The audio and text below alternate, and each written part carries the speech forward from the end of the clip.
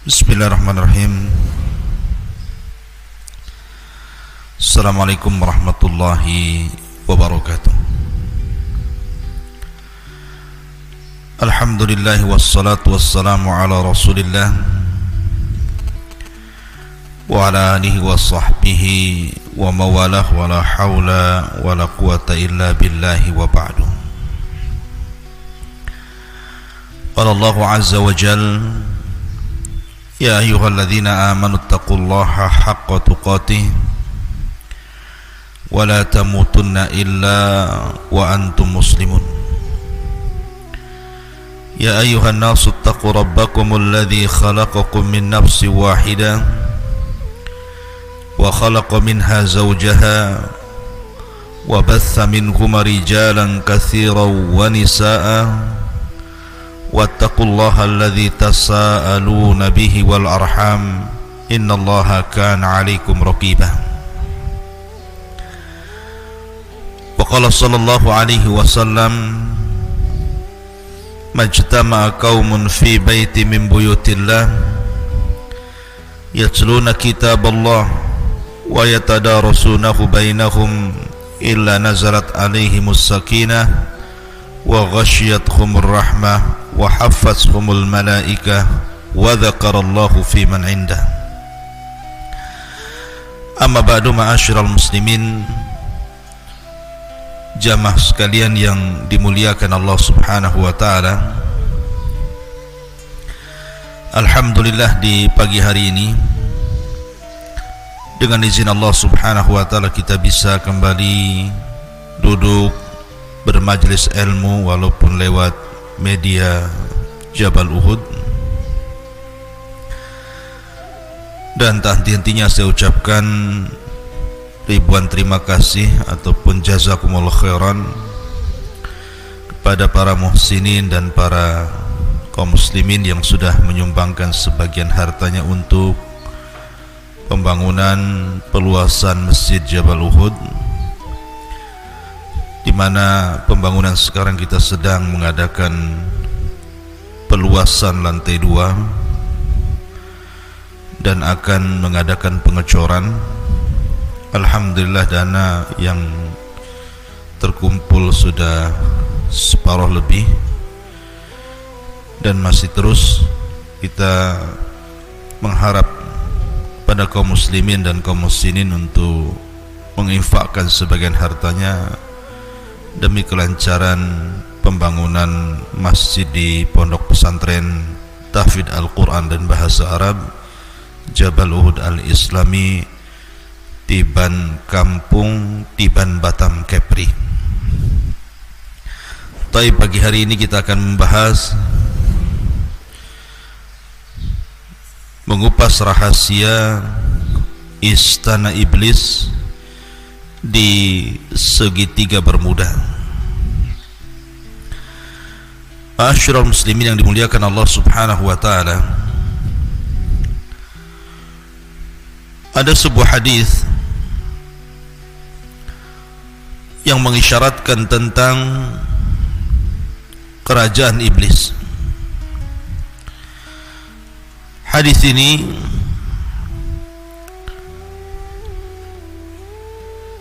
dikeluarkan oleh para ulama hadis, di antaranya Imam Muslim meriwayatkan dari hadis Abdullah ibn Umar radhiyallahu anhum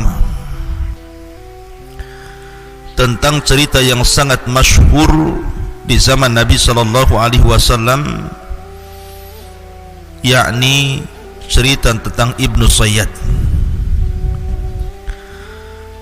Jadi Ibnu Umar radhiyallahu anhuma suatu ketika bercerita tentang ayahnya Umar bin Khattab radhiyallahu an, yang berangkat bersama Nabi sallallahu alaihi wasallam hendak mengecek keberadaan Ibnu Sayyad, yang kabar sampai kepada Rasul dan para sahabatnya ciri-cirinya persis seperti Dajjal. Maka berangkatlah Umar dan juga Rasul dan sahabat yang lainnya untuk mengintip-ngintip Ibnu Sayyad. Sampai-sampai Nabi SAW harus mengintai dari satu pohon ke pohon berikutnya tentang Ibnu Sayyad ini. Sampai akhirnya ketika berhadapan Rasul dan Ibnu Sayyad, anak kecil turunan Yahudi ini, Nabi SAW mengatakan, "Tashhadu anni Rasulullah, maukah kau bersaksi bahwa aku adalah utusan Allah?" Maka Ibnu Sayyad pun memandang kepada Nabi SAW dan mengatakan, "Ashhadu annaka Rasulul Ummiyin." Aku bersaksi bahwa engkau adalah utusan kepada orang-orang yang buta huruf.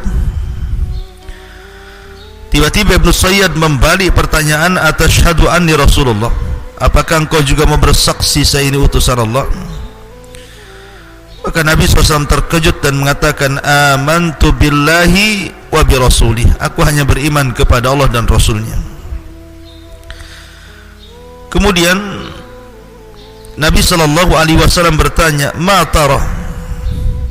Ya Ibn Sayyad, ma tara?"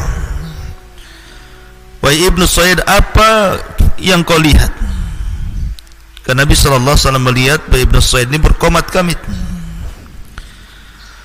Tiba-tiba kemudian Ibnu Sayyad mengatakan, "Ara arsyan 'alal ma."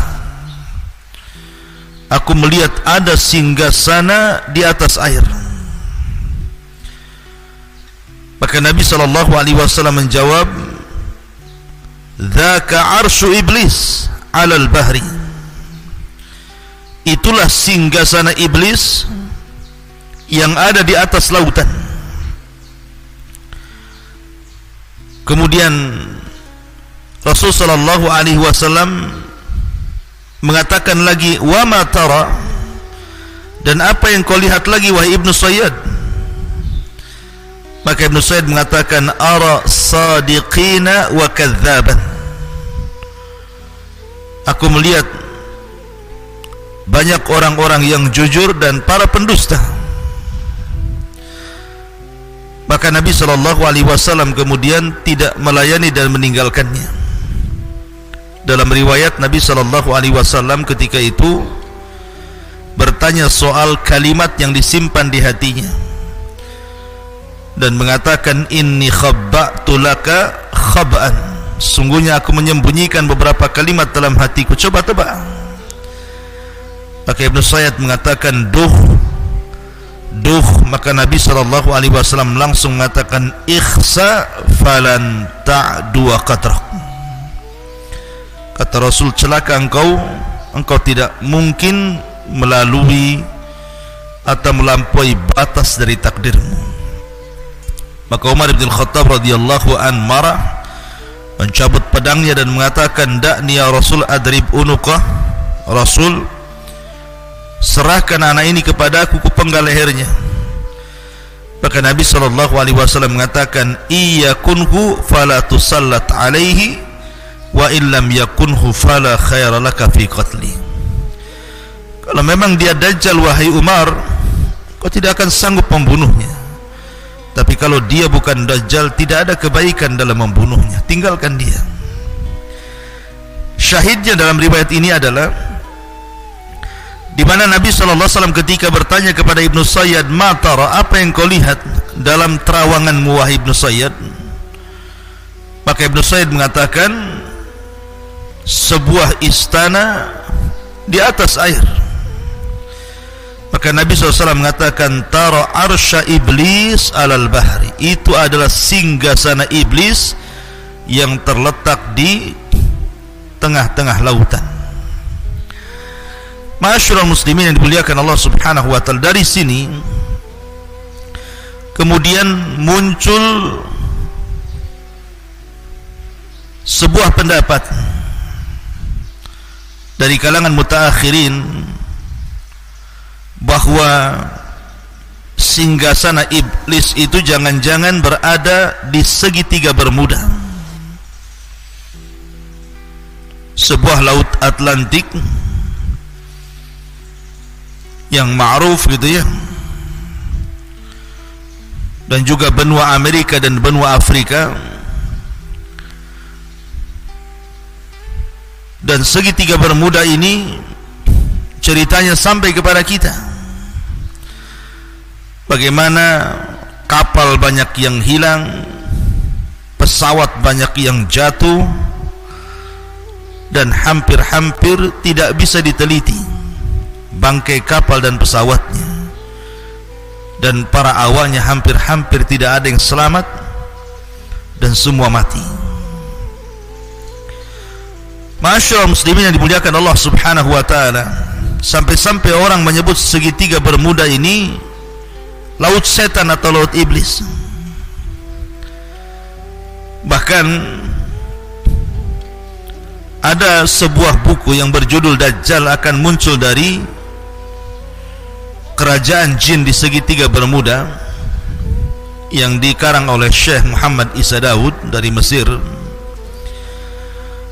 bahwa kawasan Bermuda adalah kawasan jin. Dari situlah akan muncul Dajjal. Jika benar dakwahan buku itu, tentu tidak akan aneh apa yang disabdakan Nabi SAW, bahwa banyak peristiwa dan kejadian yang menakutkan di segitiga Bermuda itu. Tetapi masalahnya buku ini bermasalah karena pengarangnya Muhammad Isa Daud ini terlampau percaya kepada jin muslim ini, yang jelaskan dalam buku beliau ini bahwa Dajjal akan keluar dari situ. Tentu pernyataan ini juga akan menyelisih hadis Nabi SAW bahwa Dajjal itu akan keluar di bumi sebelah timur. Kemudian Nabi SAW menyebutnya Khurasan. Khurasan itu di mana? Di Iran. Artinya hadis Nabi SAW menjelaskan bahwa kemunculan Dajjal itu di Khurasan, bukan di segitiga Bermuda. Tapi Muhammad Isa Daud ketika berdialog dengan jin, kemudian jin ini menjelaskan bahwa Dajjal akan muncul di kerajaan di segitiga Bermuda, tentu akan menyelisih hadis Nabi SAW. Intinya bahwa berkembang opini-opini di masyarakat bahwa jangan-jangan istana iblis itu ada di segitiga Bermuda tadi, karena banyaknya peristiwa-peristiwa aneh dan banyaknya kapal-kapal dan pesawat yang kalau lewat di segitiga Bermuda hampir-hampir tidak selamat dan tersedot masuk ke dalamnya. Masyaallah muslimin yang dimuliakan Allah Subhanahu wa taala. Tapi bagaimana menurut pandangan Islam tentang istana iblis ini? Betulkah berada di segitiga Bermuda sebagaimana prasangka sebagian orang? Masyaallah muslimin yang dimuliakan Allah Subhanahu wa taala, sebelum saya kupas tentang masalah ini, saya ingin memulai kajian kita ini mengurut dulu dari mengenal siapa iblis, kemudian di mana istananya, kemudian apa yang dilakukannya, apakah dia kemudian mengerahkan anak buahnya dari istana itu untuk berperang melawan Bani Adam, kemudian bagaimana akhir dari kehidupan iblis itu sendiri. Masyaallah muslimin yang dimuliakan Allah Subhanahu wa taala, pertama bicara tentang iblis. Iblis ini sebagian para ulama mengatakan ismu Arab, sebuah nama dari nama-nama Arab, ala wazni if'il, mengikuti wazan if'il, di mana mushtaqnya dari kalimat al-iblas. Jadi iblis itu dari al-iblas, maknanya al-ibad minal khairi awil ilyas min rahmatillahi azza wa jal. Al-yas min rahmatillahi azza wa jal. Jadi makna iblis itu artinya makhluk yang menjauh dari kebaikan atau yang putus asa daripada rahmat Allah, maka disebut al-iblas. Dan makhluk yang disebut iblis, walaupun sekali lagi bahwa ada sebagian ulama mengatakan bahwa iblis itu nama ajam. Kemudian kalau kita melihat Al-Quran, maka lafaz iblis dan syaitan itu diletakkan di beberapa ayat dalam Al-Quran. Bahkan lafaz iblis sendiri dalam Al-Quran itu diulang sampai 11 kali, dan semuanya mufrad, tidak ada yang jama'. Beda dengan syaitan, ada yang mufrad tunggal, ada yang jama' gitu ya. Yang mufrad sekitar 70 kali terulang-ulang dalam Al-Quran, yang jama' sekitar 18 terulang-ulang dalam Al-Quran. Ma'asyiral muslimin yang dimuliakan Allah Subhanahu wa ta'ala, lalu kenapa disebut iblis? Jadi ketika iblis ini dia mengumumkan bahwa dia sudah putus asa dari rahmat Allah Subhanahu wa ta'ala karena perbuatan dia sendiri, ketika Allah Subhanahu wa ta'ala memerintahkan dia sujud kepada Adam, kemudian dia enggan, bahkan sombong. Akhirnya kemudian Allah Subhanahu wa ta'ala usir dia dari langit, dari surga menuju bumi, dan dia pun meminta kepada Allah Subhanahu wa ta'ala tangguhan sampai hari dibangkitkan. Maka Allah Subhanahu wa ta'ala kemudian mengabulkan permintaan iblis, dan ketika Allah Subhanahu wa ta'ala mengabulkan permintaan iblis bahwa dia tidak akan mati sampai hari dibangkitkan, dari sinilah iblis mulai jahat dan melampaui batas, sehingga dia mengatakan fabi izzatika la ughwiyannahum ajma'in illa ibadaka minhumul mukhlasin. Karena kemuliaanmu ya Rabb, aku akan sesatkan mereka semuanya kecuali hamba-hambamu yang ikhlas. Dan Allah Subhanahu wa ta'ala mengatakan wa inna 'alaika la'nah ila yaumiddin qala rabbi fa'anzirni ila yaumi yub'atsun qala fa innaka minal munzirin ila yaumil waqtil ma'lum. Dan bagimu wahai iblis laknat sampai hari dibangkitkan. Maka iblis mengatakan, ya Rabb, tangguhkanlah diriku sampai hari dibangkitkan manusia. Maka Allah Subhanahu wa ta'ala mengatakan, engkau termasuk orang-orang yang akan dibiarkan hidup sampai hari yang ditentukan. Lah Ibnu Katsir rahimahullahu ta'ala menyebutkan bahwa ketika iblis ini dia putus asa daripada rahmat Allah Subhanahu wa ta'ala sehingga dia diusir dari surga, maka dari situlah dia semakin jahat. Maka ketika itulah dia disebut iblis, karena dia diambil dari kata ablas, makhluk yang berputus asa dari rahmat Allah Subhanahu wa ta'ala. Nah, apakah iblis ini bagian daripada para malaikat ataukah dia bagian daripada bangsa jin? Karena masalahnya ketika Allah Subhanahu wa ta'ala berfirman di dalam Al-Quranul Karim tentang perintah Allah Subhanahu wa ta'ala kepada Adam kepada para malaikat, wa idh qulna lil malaikati isjudu li Adam fasajadu illa iblis. Ketika kami katakan kepada para malaikat sujudlah kalian kepada Adam, maka mereka sujud kecuali iblis. Ulama mengatakan bahwa mustasna, illa, kecuali atau pengecualian dalam bahasa Arab itu harus bersambung antara lafaz setelah dengan lafaz sebelumnya. Maknanya ketika Allah Subhanahu wa ta'ala perintahkan para malaikat untuk sujud kecuali iblis, iblis itu bukan bangsa lain, tetapi maksud masuk daripada bangsa malaikat. Itu dalam tatanan bahasa Arab seperti itu.